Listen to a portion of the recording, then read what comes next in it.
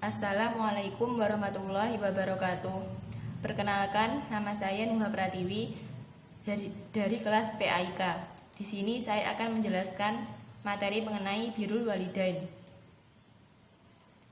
Ada 3 poin yang akan saya bahas mengenai materi birrul walidain. Poin yang pertama yaitu pengertian birrul walidain. Birrul walidain terdiri dari 2 kata, yaitu albir dan walidain. Albir berasal dari kata bara, yabaru, dan baran. Menurut Kamus Al-Munawwir berarti taat atau berbakti. Sedangkan albir artinya kebaikan. Albir adalah baiknya akhlak. Sedangkan menurut KBBI, kebaikan adalah sifat manusia yang dianggap baik menurut sistem norma dan pandangan umum yang berlaku atau yang mendatangkan keselamatan dan keberuntungan seluruh manusia. Jadi, dapat disimpulkan yang dimaksud dengan birrul walidain adalah sikap berbakti atau berbuat baik kepada kedua orang tua yang diwujudkan dengan patuh atau taat dengan melakukan perintahnya dan menjauhi larangannya. Kemudian poin yang kedua yaitu anjuran atau perintah untuk melakukan birrul walidain. Dalam ajaran apapun, berbakti kepada kedua orang tua adalah sebuah kewajiban bagi seorang anak. Begitu pula dalam ajaran Islam, seperti yang terkandung dalam Quran Surat Al-Isra ayat 23, yang artinya, dan Tuhanmu telah memerintahkan supaya kamu jangan menyembah selain Dia dan hendaklah kamu berbuat baik kepada ibu bapakmu dengan sebaik-baiknya. Kemudian ayat lain yang memerintahkan untuk melakukan birrul walidain adalah Quran Surat Al-Baqarah ayat 82.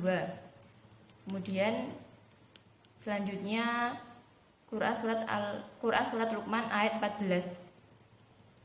Jadi berdasarkan ayat-ayat dalam Al-Quran dapat diklasifikasikan menjadi 6 bentuk perintah dari Allah untuk berbuat baik kepada orang tua. Yang pertama, perintah untuk berbuat baik dan berkata mulia kepada orang tua. Yang kedua, perintah untuk selalu patuh kepada kedua orang tua. Yang ketiga, perintah untuk mendoakan kedua orang tua baik yang masih hidup ataupun yang sudah meninggal. Kemudian yang keempat, perintah untuk berwasiat kepada orang tua. Lalu yang kelima, perintah untuk bersedekah kepada kedua orang tua. Kemudian yang keenam, perintah untuk selalu berterima kasih kepada orang tua langsung sesudah perintah berterima kasih kepada Allah. Kemudian lanjut poin yang ketiga, yaitu bentuk-bentuk birrul walidain. Bentuk-bentuk birrul walidain itu dibagi menjadi 2. Yang pertama, ketika orang tua masih hidup. Yang kedua, ketika orang tua sudah meninggal. Nah, bentuk bakti kita kepada orang tua ketika orang tua masih hidup, ya yang pertama yaitu patuh dan taat kepada mereka selama tidak mendurhakai Allah. Kemudian yang kedua, memberikan nafkah kepada kedua orang tua. Yang ketiga, menyambung tali silaturahmi. Yang keempat, mendahulukan kepentingan mereka. Yang kelima, pengorbanan untuk kedua orang tua. Yang keenam, selalu bersikap sopan, berbicara lemah lembut, dan menjaga perasaan orang tua.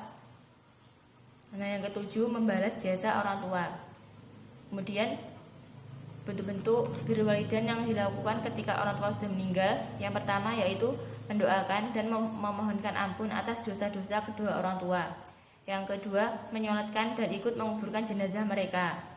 Kemudian yang ketiga, menghormati dan menyambung tali persaudaraan kepada kerabat atau sahabat yang pernah dekat dengan kedua orang tua kita.